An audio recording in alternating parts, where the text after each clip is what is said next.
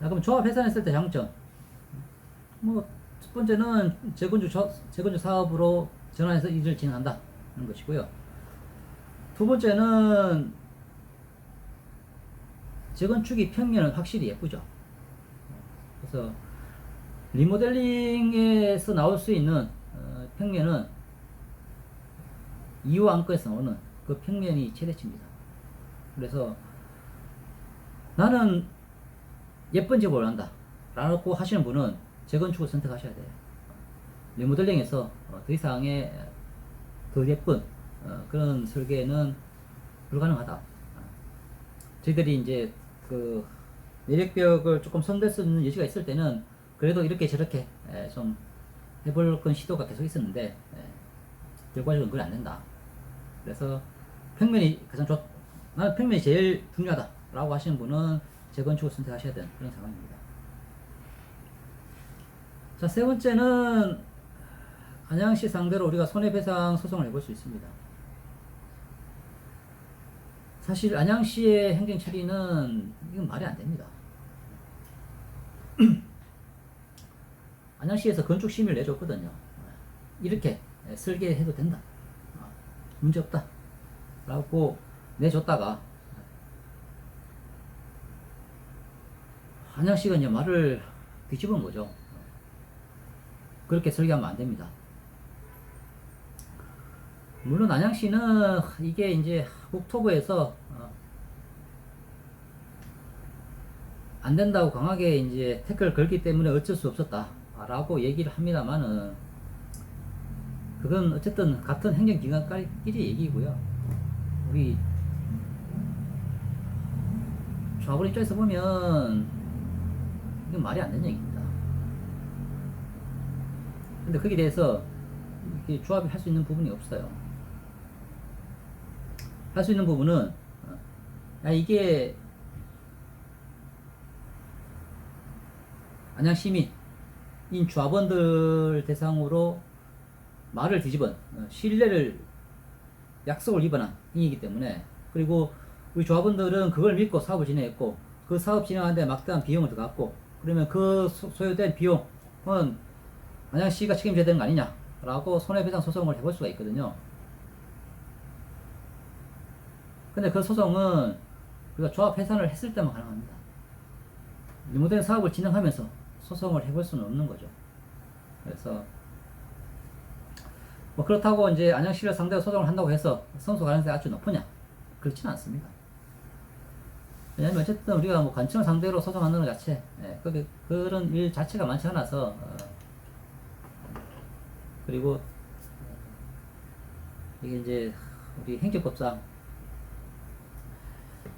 행정행위가 또 이렇게 저렇게 빠져나갈 수 있는 예치들은 또 많이 있거든요. 다만 어쨌든 그런 걸 모든 걸 다 감안하더라도 우리가 안양시의 무책임한 행정행위 때문에 이렇게 손해를 봤다는 걸 가지고 소송을 해볼 수 있는 거, 그거는 어쨌든 우리가 조합을 해산했을 때만 가능한 것이고요.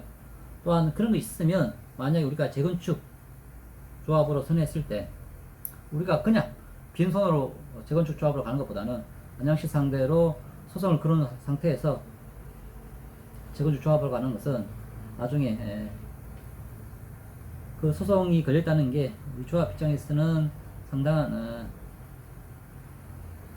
긍정적으로 활용될 수 있는 부분이 상당히 있거든요.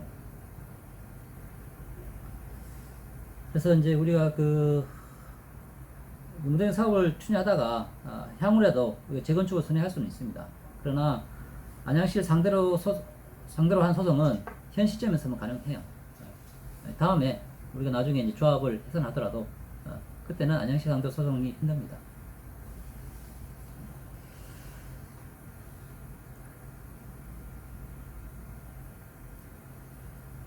자, 그러면 재건축이 어떻게 될 건가 보시면, 재건축은 리모델링보다 훨씬 단계가 많고 복잡합니다.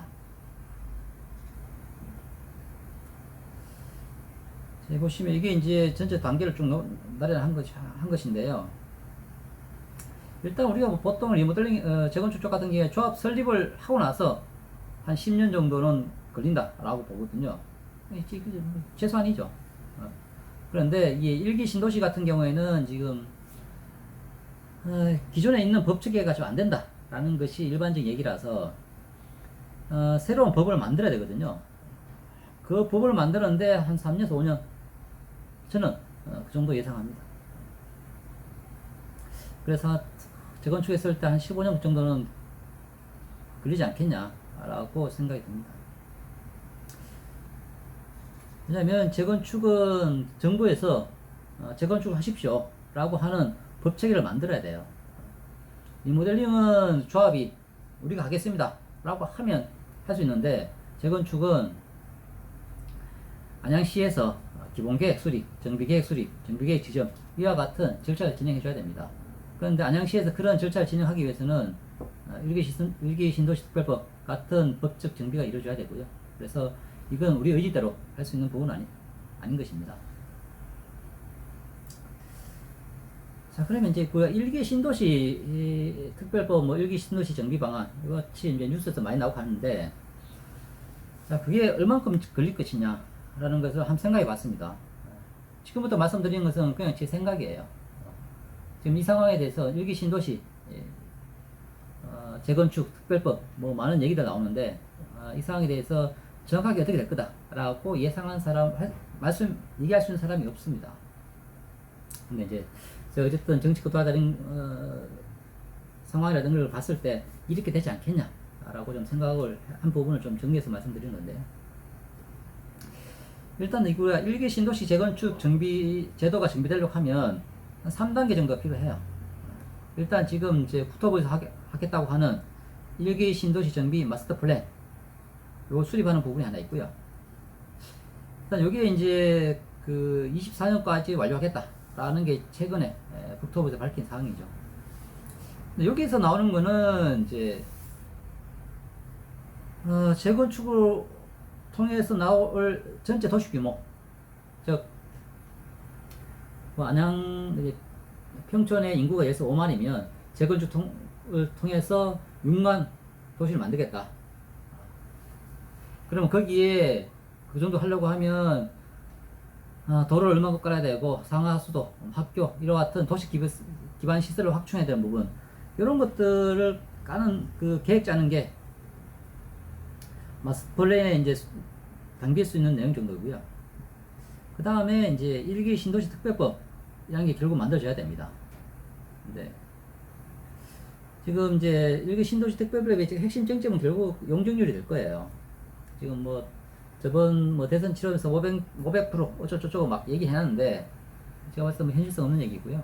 뭐 지금 대충 뭐 400% 얘기도 나오고, 이제 그 역세권 같은 경우에 그렇게 될 거다 등등 얘기 나오는데, 어쨌든 그런 용적률 상한 부분들이 나오는데요.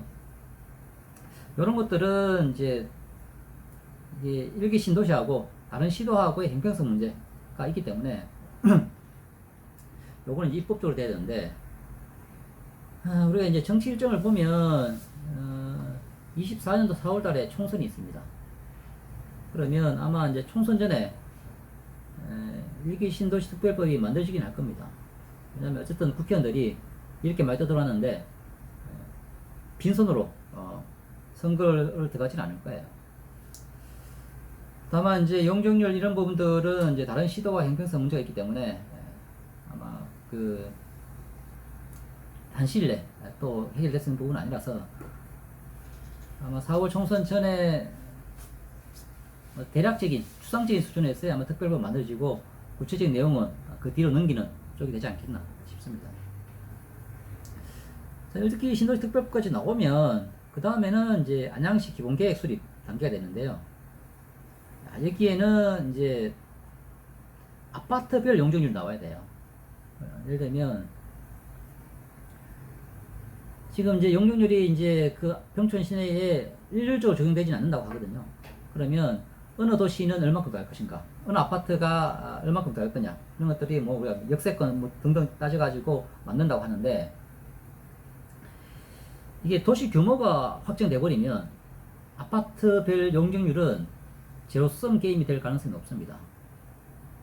왜냐면 어차피 늘어야 될 인구가 정해져 있으면, 우리 아파트 인구가 늘면 다른 아파트는 줄어야 되는 얘기거든요. 그래서 이게 이제 이 단계 되면 이거는 이제 아파트끼리의 경쟁이기 때문에 그 갈등 구조가 만만치 않을 것 같아요. 게다가 이제 아파트 개발 순서도 이것도 만만치 않은 문제입니다. 지금 평촌에 45개 단지가 있거든요. 그러면 우리가 공사 기간 동안에 이제 이주할 단지가 결국 평촌 시내에 있는 정도가 될 건데, 그러면 아파트를 한꺼번에, 평촌 시내에 있는 아파트를 한꺼번에 재건축할 수 있는 방법은 없습니다. 그래서 이제 몇 그룹을 나눠야 되는데, 45개 단지면 5개 단지씩 들어가고 3년씩 잡는다고 하더라도 그게 대충 30년 나오거든요. 그러면 어느 아파트 버튼 갈 거냐, 이걸 정하는 것도 장난이 아닌 문제입니다.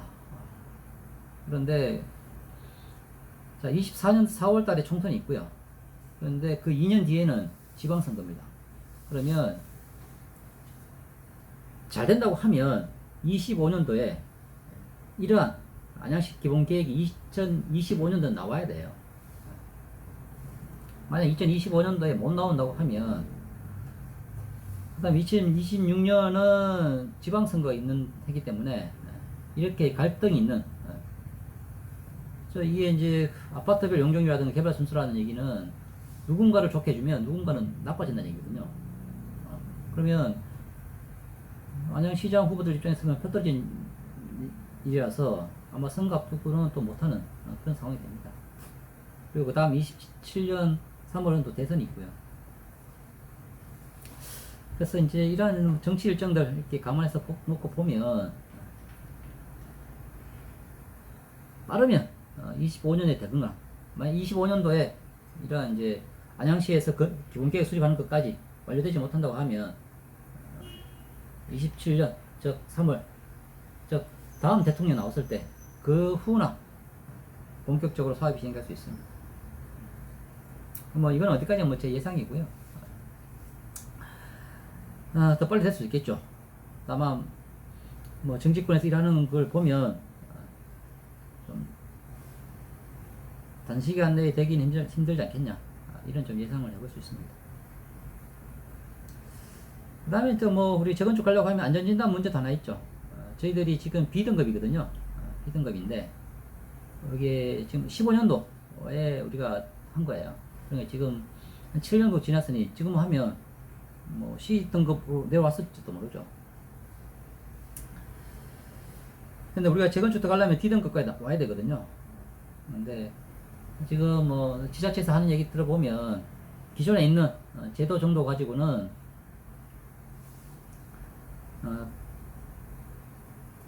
단시간 내에 재건축할 수 있는 단지는 힘들다라는 얘기들이 많이 나오고 있습니다.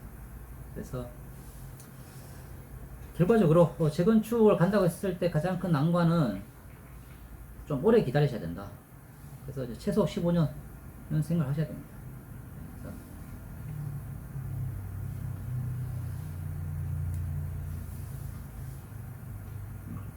이게 이제 재건축을 갔을 때 가장 난관인 상황이죠.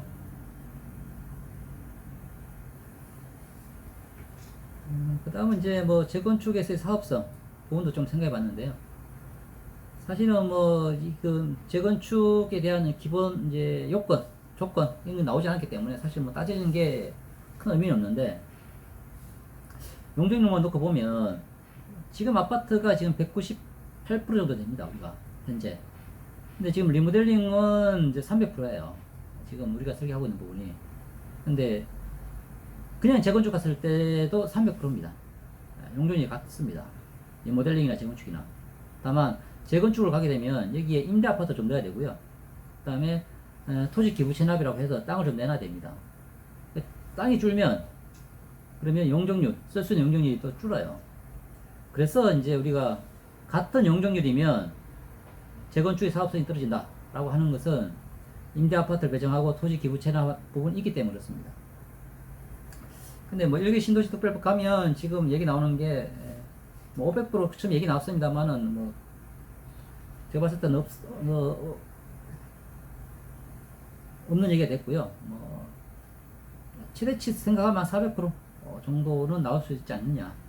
근데 400% 된다고 하더라도 증가된 이제 100% 중에서 적어도 50% 이상은 이제 임대아파트로 내놔야 돼요. 그래서 뭐 이런 것들 따라 가지고 이제 우리가 사업성이 좀 많이 다를 수 있는데, 그래서 이제 일기 신도시 특별법 저 재건축 갔을 때 리모델링보다 사업성이 좀 좋아질 수 있는 여지는 분명히 있습니다. 어쨌든 용적률이 좀 늘어날 수 있는 여지가 좀 있으니까. 다만 이제 임대아파트 비율이라든가 토지적 기부 체납, 그리고 이 재건축이 결국 15년 뒤에 이기다 보니까 그 시점에 공사비라든가 물가, 집값 이런 것 따라 가지고 사업성이 틀리는 것서 지금보다 좋아질 수는 있는데 좋아질 가능성도 있죠. 그러나 다만 이제 현 시점에서 예측하기 좀 힘들다, 그렇게 좀 생각합니다. 뭐 얘기 좀 길었는데요. 조금 정리해서 좀 말씀드리겠습니다. 리모델링 사업 재추진은 우리가 원했던 평면이 주택법 위반된다고 평가받았기 때문입니다. 그래서 우리가 2베이 세대를 전부 3베이 세대로 확장해서 신축 아파트에 준하는 평면을 만들고자 했던 그러한 이제 올 3베이 평면 설계가 헛된 기대다라는 것이 안양시의 최종 결론입니다. 따라서 우리가 리모델링 사업을 다시 추진하면 설계하는 주택법 위반되지 않게 작성해야 되는 것이고요. 이것은 평면 설계가 기존보다 좋지 않다는 겁니다. 그래서 그 과정에서 사업 기간이 증가하고 분담금 늘어나죠. 그래서 리모델링 사업성은 떨어지게 됩니다. 그래서 저희들이 이제 싸고 예쁜 새집 리모델링을 추진해 왔는데요. 좀 어려워졌습니다. 그래서 어쨌든 새집 리모델링으로 눈높이를 좀 낮춰야 되는 상황이고요. 사업비를 낮추고 그나마 더 나은 설계를 위해서 나름 일어서고 있습니다. 그러나 어쨌든 상황이 안 좋아지는 것은 인정해야 되는 것이고요. 다만 조합원들의 동의가 있다고 하면 3년 내 착공은 가능합니다. 예쁜 새집을 원한다면 리모델링은 포기하고 재건축을 기다려야 하고요. 뭐 용적률을 높여준다, 안전진단을 완화해준다 등등 얘기가 있으니까 사업성이 좋아질 수도 있습니다. 다만 이제 공사비 증가되는 걸 보면 재건축도 싼 집이 되기는 어렵지 않을까 싶습니다. 또한 이런 것들이 다 선거 때 나온 얘기들이라서 현시가 될지 알 수 없고요. 현 시점에서 기약할 수 있는 것은 아무것도 없는 상태고, 아마 뭐 일이 잘 풀린다고 가정하더라도 한 15년 이상은 좀 기다려야 되는 그런 상황입니다. 뭐 다 들어보시면 어느 쪽도 마음에 안 드실 겁니다.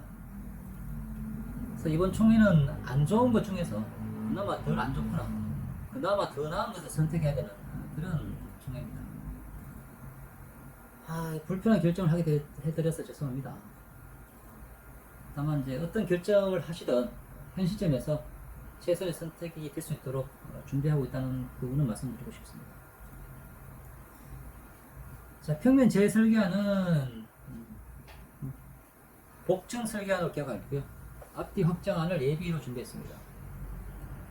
자, 앞뒤 확장안 이 부분은 아파트에 보면 양 끝집 있거나 계단 옆집은 옆으로 확장이 가능하고요. 그 외에는 집 앞뒤로 확장하는 겁니다. 이 방안이 심플하고 논란거리가 없기 때문에 이렇게 하면 이해 진행은 쉽습니다. 다만 이제 기존보다 우리가 기존에 설계했던 설계안보다는 평균이 안 좋아진 세대가 너무 많기 때문에 동의서를 받을 수 있을까, 그런 우려 때문에 예비안을 했고요.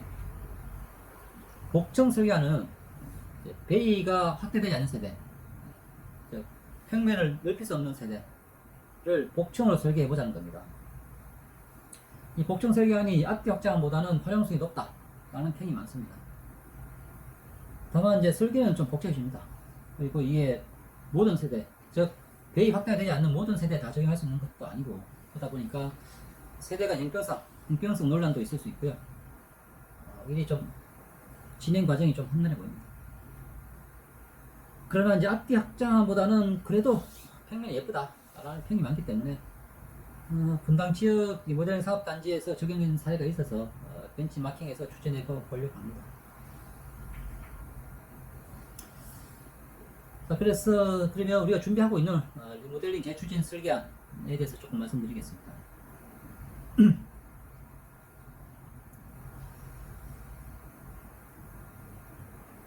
자, 우리가 재추진할 때는 어쨌든 정부에서 하지 말라 하는 것은 할 수 없기 때문에요. 우리가 딱 할 수 있는 부분은 각동 양쪽 그 세대, 그 계단 인접 세대만 배입 확대 가능하고요. 그 외에는 세대 배입 확대가 안 됩니다. 근데 우리 배입 확대가 안 된 세대들이 348세대, 전체의 39%, 대략 40%에 육박하죠. 자, 이 복층 설계는 그래서 이런 이제 348세대를 대상으로 해서 그래도 평균 만족도를 좀 높여보자 라고 해서 이제 복층을 설계하는 겁니다. 복층 설계는 우리가 이제 아파트가 이제 3개층이 있으면 중간층을 빼서 그 한 세대는 멸동으로 이동시키고요. 위층 가리층이 중간층을 절반씩 사용하는 그런 방식이 되겠습니다. 이게 이제 분당에서 한솔 5단지 하고 무지개 4단지에서 지금 적용되는 사례가 있거든요. 그래서 그걸 벤치마킹하고 있습니다. 그래서 결의 내용은 리모델링 재추진 시 복층 설계안으로 설계 수정하여 사업 진행한다는 내용이 되겠습니다.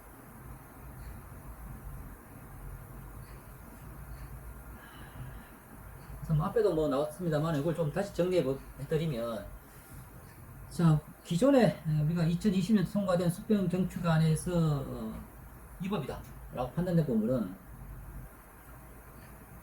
두 가지인데요. 하나는 이제 우리가 내역벽을 철거하고 별동을 신축한 세대들이 있습니다. 301동, 302동, 306, 7, 8동. 그래서 안 됐고요. 그 다음에 세대 간 내력벽 이동. 그로 문제된 게 나머지 동들입니다. 사실 두 번째 거는 어떻게든 막아보려고 했는데요. 왜냐면 저거는 이제 진짜 이게 우리가 양끝 세대가 좀 늘어나면 그러면 중간에 낀 세대들을 세대가 내력벽을 조금 이동시키면 기존 건 없어지지만 새로운 걸 만드는 거거든요. 근데 쟤들은 그래서 이동이다. 그래서 내력벽이 없어지는 게 아니기 때문에 안전 이슈가 없는 거 아니냐, 괜찮은 거 아니냐, 뭐 그렇게 얘기를 했습니다만은 안양시에서는 어쨌든 기존의 내력벽을 건드리는 거는 절대 안 된다 라고 해서 어쩔 수 없이 이제 303동에서 305동, 9동, 10동, 11동도 전체적으로 다 수정할 수밖에 없었습니다.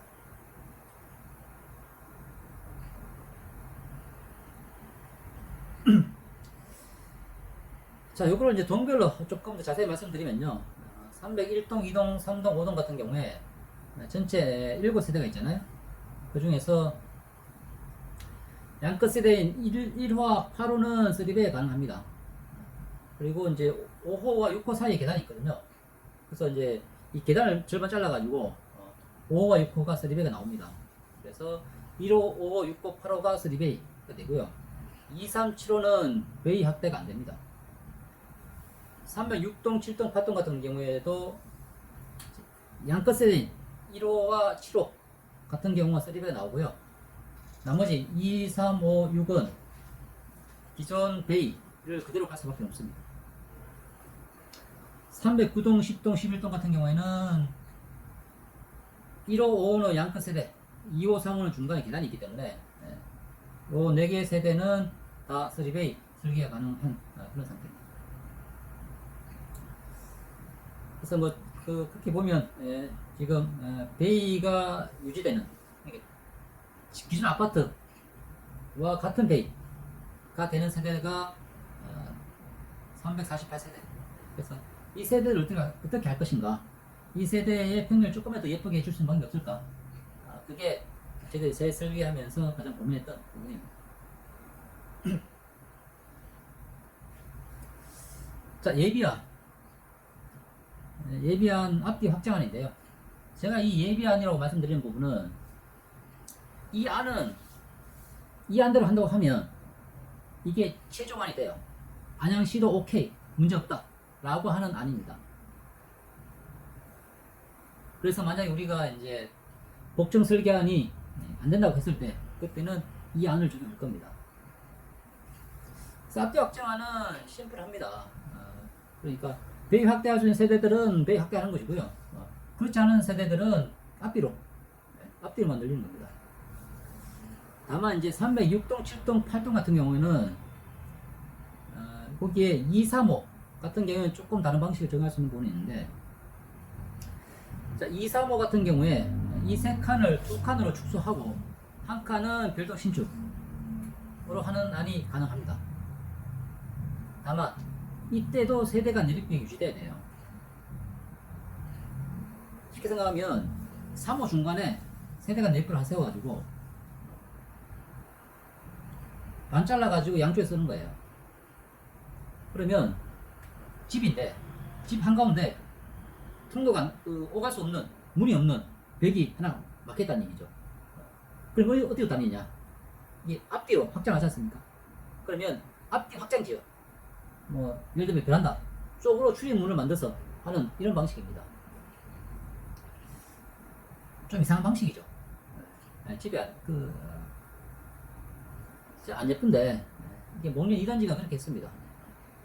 뭐 어쨌든 그게 그래도 앞뒤 확장보다는 좀 낫다 라고 할 수 있는데, 그래도 이게 어쨌든 집을 한가운데를 가로지르는 큰 문이 벽이 있다는 얘기는 집 구조가 좀 예쁠 수는 없어서, 그래서 이게 이제 앞뒤 확장보다 낫지만 그래도 아주 썩 좋은 안은 아니다. 근데 어쨌든 그게 할 수 있는 최대치입니다. 앞뒤 확장을 해서. 자, 이제 앞뒤 확장이 이제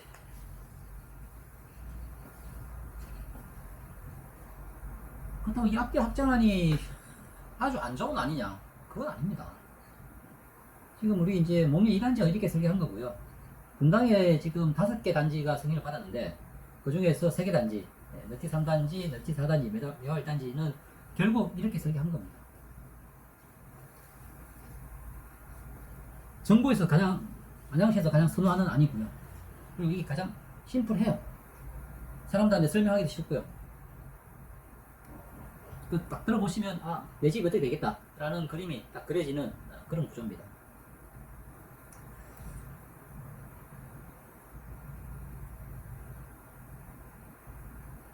그래서 이게 뭐 일진행하기에는 가장 좋아요. 다만 이렇게 되면 어쨌든 우리가 기존에 3베이 평면 때를 추진해왔는데, 우리 조합원들이 기존에 봐왔던 평면보다는 많이 안 좋겠죠. 그래서 과연 동의수를 받을 수 있을까? 거기에 대한 우려 때문에 복층 설계안을 준비하고 있는 겁니다.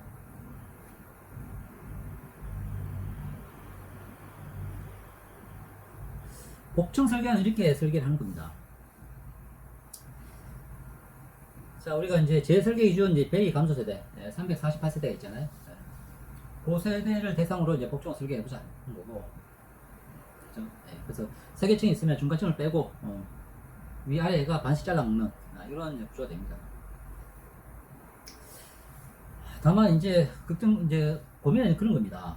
우리가 이 348세대를 다 그렇게 하려고 하면 많은 이제 여유 땅이 있어야 되는데, 지금 베이 축소 세대 전부를 복층으로 설계할 수 있는 별동 세대수가 나오지 않아요. 그럼 어쨌든 최대한 많은 세대가 복층 설계를 할 수 있게 좀 그렇게 검토해보고 있는 것이고요. 그 다음에 이제 그 구조상은 복층 설계가 안 되는 그런 세대가 있다고 합니다. 그래서 그런 세대는 앞뒤 확장을 적용할 수밖에 없는 것이고요. 이게 이제 그 분당에서 시범적으로 좀 만들어 보는 거예요. 여기가 한솔 5단지라는 곳이 이제 가장 먼저 있는데, 여기가 1156세대 중에 265세대. 그러니까 이제 복층 비율이 23% 정도 되고, 무지개 4단지도 복층이 한 8% 정도 들어가 있습니다. 그래서 저희들이 이쪽 두 단지가 만든 거 보고 저희들도 이거 벤치 참고해서 설계를 하고 있습니다. 자, 이제 복층 설계안의 장점은 앞뒤 확장보다는 그래도 화장도가 높은 거 아니냐. 생각해보면 이제 위에 닭방 같은 게 하나 있으니까 뭐 애들 키우는데 이런 데는 좀 나온 부분이 좀 있다. 그래서 어쨌든 뭐 앞뒤 확장과 복층 설계안을 주고 어떻게 더 나냐 라고 했을 때, 어쨌든 사람들이 복층 설계안이 더 낫다 라는 게 이제 일반적으로 나오는 평가더라고요. 그리고 이제 우리의 복층은 뭐 오피스텔에 있는 복층하고 좀 다릅니다. 피스톨의 복층은 위에 청고정 같잖아요. 근데 저희들은 그냥 그 중간인 세대 하나를 그대로 복층을 쓰기 때문에 청고가라든가 이런 부분들은 기존 아파트와 동일합니다. 자, 그래서 이런 장점이 있는데 단점도 있습니다. 단점은 이 복층 설계는 이게 가장 좋기 때문에 나온 방식이 아니에요. 세대가 내력벽을 못 건드린 상황에서 그러면 앞뒤 밖에는 확정이 안 되거든요. 거기에서 찾은 유일한 방법입니다. 이게 이제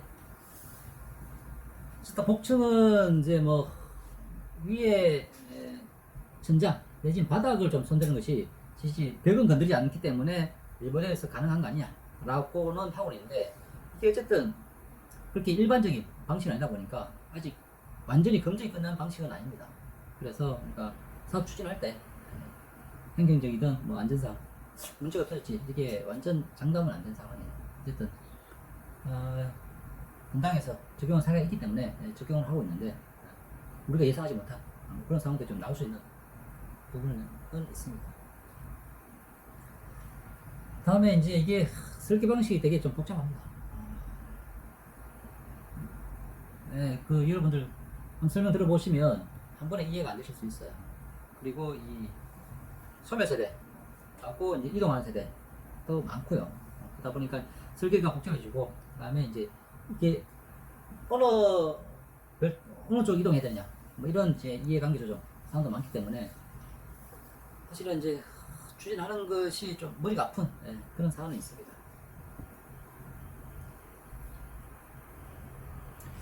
자, 이런 식이죠. 보시면 1층, 2층, 3층 있으면 2층을 드러내고요. 3층에서 계단으로 들어오는 3층에서 아래층으로 내려오는 계단이 있을 거고 1층에서 올라가는 계단이 있을 거고 그런 이제 설계 방식이 됩니다. 그래서 이런 이제 복층을 검토한 대상들이 지금 그 대의 확대가 안 되는 그런 대상으로 좀 검토를 하고 있는데, 아직 그 최종적으로 검토가 완료되지 않았습니다. 물론 저희들이 이제 그 검토한 내용들이 있었는데, 세부 설계안 만드는 과정에서 이제 설계사 쪽에서 구조상 복층이 안 되는 세대가 또 있습니다. 이런 얘기가 나와서 제가 지금 그래서 아직 그 부분을 조금 더 마무리하고 다음 주 대의원회 때 최종적인 안을 공개하게 될 것 같습니다. 그래서 그 복층 설계안에 대한 구체적인 내용 부분은 확정되는 대로 제가 다시 한번 유튜브 찍어서 설명을 드리도록 하겠습니다. 그래서 이제 복층 설계가 조합장이 저도 조금 부담스럽긴 한데, 그래도 이게 이제 이 안을 추진하는 것은 그래도 앞뒤 확장보다 낫더라 그런 평가에 근거해서 이제 좀 진행하고 있는 것이고요. 숙제도 많습니다. 일단 안양시의 승인이 나야 돼요. 안양시가 오케이 할지. 일단 그 설계사무소에서 안양시에다가 이제 한번 설명을 했다고 합니다. 안양시에서는 아니면 분당에서 적용했다고 해서 안양시에서 꼭 된다는 보장 없는 거 아니냐. 뭐 원론적으로 맞는 얘기인데, 어쨌든 이게 이제 안양시로부터 승인을 받아야 되는 숙제가 하나 있고요. 그 다음에 이제 대의 축소 세대 조합원 간의 이해 조정 문제. 어쨌든 한 300세대들이 움직여야 되는 상황이거든요. 그래서 그걸 공평성 있게 합리적으로 움직일 수 어떻게 될 것인가, 이런 부분들 이해 조정 문제가 그런 숙제들이 있고요. 그 다음에 이 복층이 안 되는 세대들이 있습니다. 거기에 대해서는 저희들이 어쨌든 적절한 보상 조치도 마련해야 될 것 같고요. 아직까지 구체적인 내용은 나오지는 않는데, 결국 분담금에서 좀 혜택을 줘야 되는 거 아니냐, 그 정도까지만 생각해 보고 있습니다.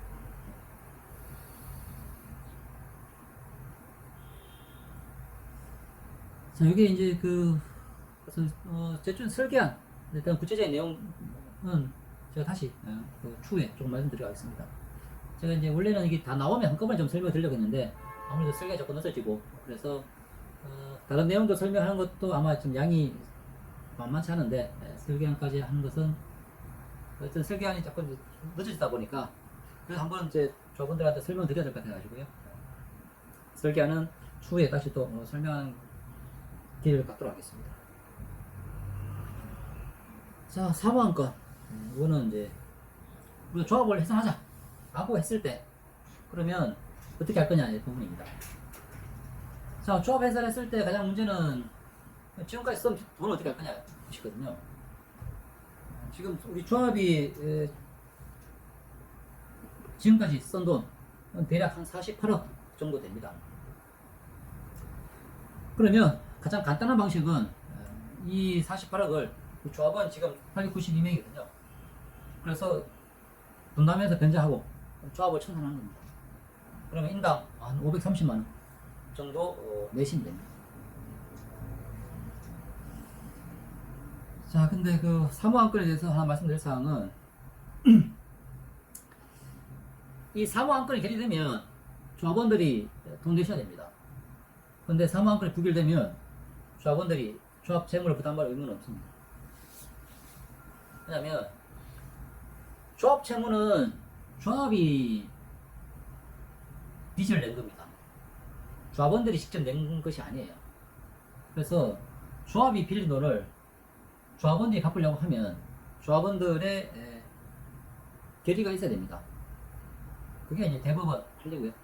그래서 여러분들이 사무안건을 부결시키면 일단 저 나와 있는 조합 채무, 조합이 해산됐다고 하더라도 조합 채무를 조합원들이 당장 갚아야 될 그런 상황은 발생하지 않습니다. 자, 사무안건. 자, 사무안건 부결됐다. 그러면 조합 채무를 어떻게 할 거냐?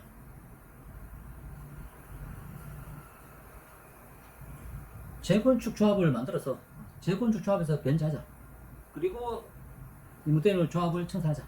하는 것이 안건의 내용입니다. 사실 뭐 사후안건 같은 경우에는 이 내용은 법적인 의미는 없어요. 왜냐면 임대인 조합에서 만든 채무를 재건축 조합에서 변제한다 라고 하는 지금 조합이 어떻게 만들어진 것도 아니기 때문에 변제한다는 것이 논리적으로 안 맞죠. 그래서 이게 뭐 법적인 효력을 가진 건 아닌데 이렇게 가자는 겁니다. 왜냐면 그거 말고 어쨌든 조합 채무를 변제할 수 있는 방안, 조합원들이 내지 않으면 우리가 나중에 이제 재건 조합이 뜨면 거기서 갚는 거 말고 다른 방안이 없지 않겠냐 라는 것에서 제가 안을 맞는 것이고요.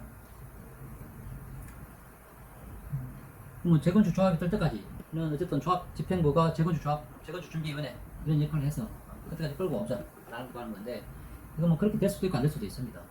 그리고 사실은 이렇게 되면 이 조합 채무는 결국 조합장이 이런 것 처리할 수밖에 없을 겁니다. 이게 이제 뭐 시공사에서 뭐 연대보정 어쩌고 하잖아요. 실제 뭐 시공사가 연대보정해서 뭐 저한테 소송을 제기할 수도 있는 부분도 있고 뭐 등등 이 부분들이 이제 정확한 플랜이 나오는 그런 일은 아닙니다. 어디도 이건 이렇게 했을 때 된다 라는 건 어디도 없는 것이라서 다만 어쨌든 하나의 이제 지향점, 즉 우리가 조합 해산이 됐을 때 그래도 뭐 너무 혼란스럽지 않고 그래도 갈 수 있는 최소한의 방향성은 갖고 가자 그런 차원에서 이제 사후안건에 대한 의견을 묻는 그런 상황이다 라고 보시면 될 것 같습니다.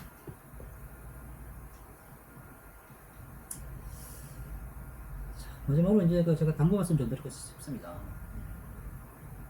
리모델링 사업을 다시 시작한다는 것이 짜증스럽고 속 터지는 일입니다. 그렇지만 이제 각 조합을 만든 다른 아파트에 비하면 그래도 여러 해 앞서 있는 것이고요. 우리가 재건축을 기다린다 라고 생각하더라도 평촌의 다른 어떤 아파트보다 객관적인 조건이 좋은 편입니다. 우리가 이제 처음 생각했던 기대치보다 자꾸 낮아지고 있는 것이 속상한 일인데요. 그럼에도 평촌 내에서는 리모델링이 됐든 재건축이 됐든 상대적으로 여건은 나은 편이라고 봅니다. 그래서 조합이 단결된 형태로만 진행된다고 하면 아직도 어떤 선택이든 괜찮은 결과를 만들어낼 수 있는 그런 상황은 된다고 보고 있습니다. 지금 여러 가지 말씀드렸습니다만은 이제 아직 또 불확실한 정보도 많고요. 불투명한 미래가 있죠.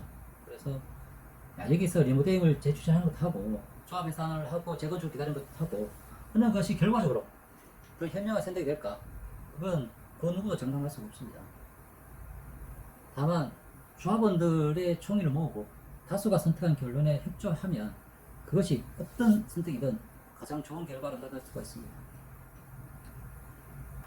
아파트는 공동주택이기 때문에 우리가 조합원들의 총의에 따르지 않으면서 재산 증식할 수 있는 방법은 없습니다. 우리 목련 3대 조합원의 조합원 수가 892명입니다. 그래서 총회 성사 조건은 제적 조합원 과반수 이상의 서명 결의 및 현장 투표인데요. 450명 이상을 받아야 되기 때문에 사실 그것도 좀 간단치가 않습니다. 총회 의견에 적극적으로 참여해 주시고요. 상정된 안건에 대해서 의견을 제시해 주시고 그러면 결과뿐만 아니라 내용도 변화시킬 수 있습니다. 총회 진행 과정에서 하고 싶은 얘기 다 하시고요. 궁금한 사항 물어봐 주시고 적극적으로 의견 개진해 주시기 바랍니다. 조합 집행부는 총회 결과에 대해서 예단을 갖고 결과를 몰아가지 않을 것입니다. 리모델링과 재건축에 대한 정보를 냉정하게 있는 그대로 공개하고 조합원 여러분들의 결정에 따를 것입니다. 어떤 결론이 됐든 조합원의 총의만이 정답이 됩니다. 그래서 제가 이제 총회 책자에 담지 말았으면 하는 그런 내용도 있는 그대로 다 담았습니다. 그래서 이 내용 나가면 여러 곳에서 제가 욕도 많이 먹고 그럴 것 같은데요. 어쨌든 제가 이제 있는 것대로 지금 하여튼 제가 공개할 수 있는 내용들은 다 공개해 드린 것이고요. 그리고 이제 또 질문하시고 질의해 주시면 제가 아는 선에서 최대한 정보를 드리겠습니다. 그래서 어쨌든 사업이 진행했다가 중간에 이제 엎어진 게 속상하죠. 속상하고. 그렇지만 어쨌든 그 상황에서 나올 수 있는 최선이 뭘까? 그런 것을 고민하면서 제가 이제 총회 준비하고 있습니다. 그래서 이제 그 논쟁은 치열하게 해주시고요. 하고 싶은 얘기 다 하시면 됩니다. 그렇지만 조합원의 총회에서 결정이 나면 불만이 있더라도 따라주시기 바랍니다. 어떤 걸 선택하든 단결된 의사결정만이 우리 모두의 자산을 증가시킬 수 있는 것이고요. 어떤 결정이 나든 그 결정이 최선의 결과를 나타낼 수 있도록 제가 할 수 있는 한 뒷받침하도록 하겠습니다. 자, 마지막으로 이제 앞으로 있을 이제 총회 진행 일정도 조금 말씀드리겠습니다. 일단 총회 안건 확정은 대의원대회에서 9월 20일 화요일 날 진행부 확정되고요. 그러면 그때는 이제 아마 설계안까지 최종 확정해서 설계안에 대한 부분을 유튜브로 설명하는 동영상을 또 만들어서 배포하도록 하겠습니다. 왜냐면 어쨌든 설계안이 이제 제가 이제 그 설계안을 이제 사람들한테 어떻게 보여줄까 뭐 고민하면서 나왔던 부분입니다. 그 다음에 이제 안양시 담당자와 조합원 간 간담회가 10월 초에 예정되어 있습니다. 이거는 제가 이제 그 저번 달에 이제 안양시장님 면담할 일이 있어가지고 그때 요청 드려서 선거된 내용입니다. 안양시 우리 주택가 담당자 앉혀놓고 왜 이렇게 됐냐 그리고 뭐 하고 싶은 얘기들 하시라고 간담회 10월 초에 자리 만들 것이니까요. 여기서 많은 사람들 오셔가지고 얘기하십시오. 우리가 다시 재추진할 때 안양시로부터 받아낼 것들이 되게 많습니다. 그런데 그런 것들이 조합장 얘기한다고 해가지고 되지가 않아요. 조합원 여러분들이 직접 얘기하셔야 그래야 안양시도 좀 먹히는 부분이 있습니다. 그래서 그런 의미에서 만든 것이니까요. 이거 아마 이제 그 총회 책자는 10월 초에 배송을 좀 하게 될 것 같고요. 그 다음에 이제 공식적인 총회 설명회는 10월 15일날 유튜브로 생중계 하면서 좀 진행을 좀 하려고 합니다.